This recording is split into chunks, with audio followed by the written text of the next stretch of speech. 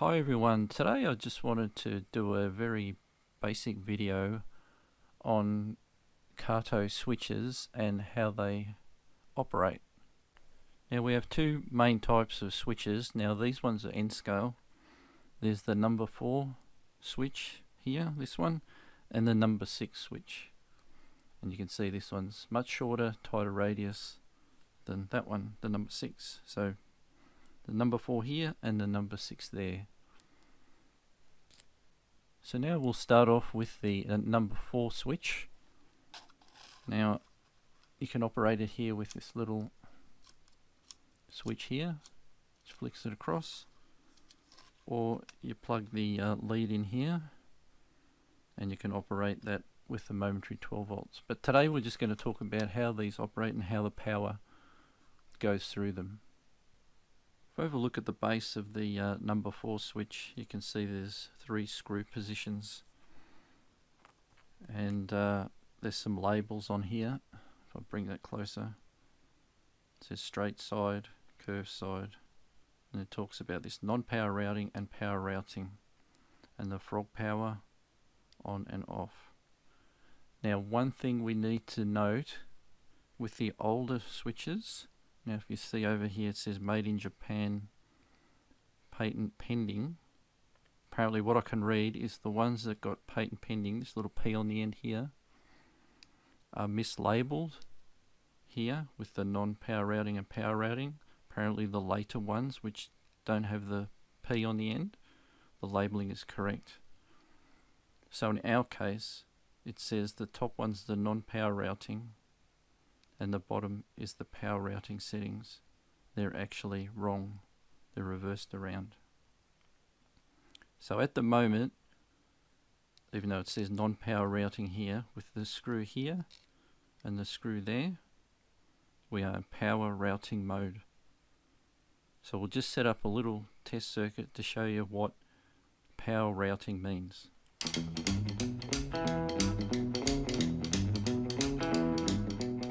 So here's our little test circuit. I've soldered some LEDs and resistors onto some spare pieces of track I had so we can see what's going on.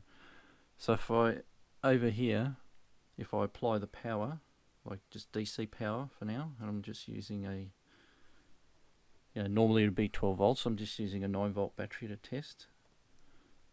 So hopefully you can see what LEDs have come on. I'll just darken that down for a minute. Well, first we'll notice that the switch is actually in the straight position. So if we were to run a train, we'd be going straight across here. So I'll just turn the lights off for a second and you can see which LEDs are actually on. So here we have power going through to there, and there's no power coming through to this leg here. So that's pretty much isolated. So that's what power routing means. So the power will be routed to wherever the switch is set. So in this case it's straight. So now if we flick this over, we should see these LEDs come up and those ones go out. Like that. So that's basically power routing mode. Whichever way the switch faces is where the power is applied to the track. Okay, so that was the power routing mode with the screws here in the inner 2 positions. So now to go into non-power routing, we put the screws towards the outside.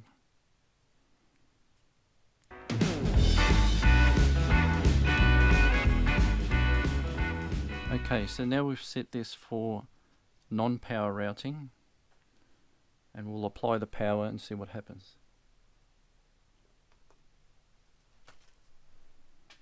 So I'll just, you can probably see the LEDs there, but I'll just turn that off, see them a bit better. Now what you'll notice is that all the LEDs are on. So basically if I flick this switch, it makes no difference. The power is applied to all rails at all times. That's the non-power routing mode. Okay, now we've talked about power routing and non-power routing. Now we do have this other option here for frog power off or on. Now the frog is this part here, this dark colour bit here. So that screw will determine whether we have power or no power applied to that little section there. And you normally just leave it on because you want power there as your loco goes across. Okay, so now we'll move on to the number 6 switch. And you'll see this one doesn't have any settings at all. So there's no options to switch from power routing to non-power routing. So we'll set up our little test circuit and see what this one does. Okay, we've got our test circuit set up. We'll put the switch in the straight position and we'll apply the power, see what happens next.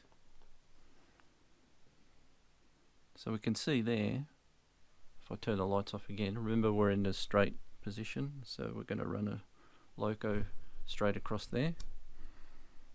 So you can see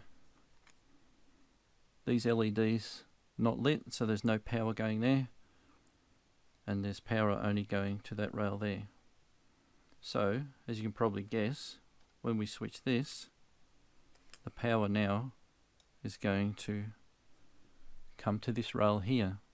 So the number 6 switches are always in power routing mode. Simple as that. There's nothing to adjust. That's how they come, and that's how you use them as they are. So yeah, back to the other side, back to there.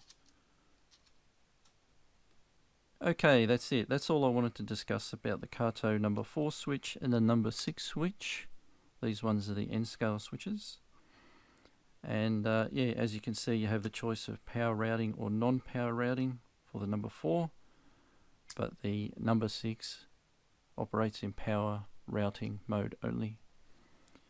So that's it. I hope you enjoyed the video. I just wanted to keep it simple for people who might be interested in starting up, you know, T-track layout or using Kato track in general, and just to give a understanding of how they work and the options you have. So thanks for watching. This is John from Wimble Trains saying see you next time. Bye.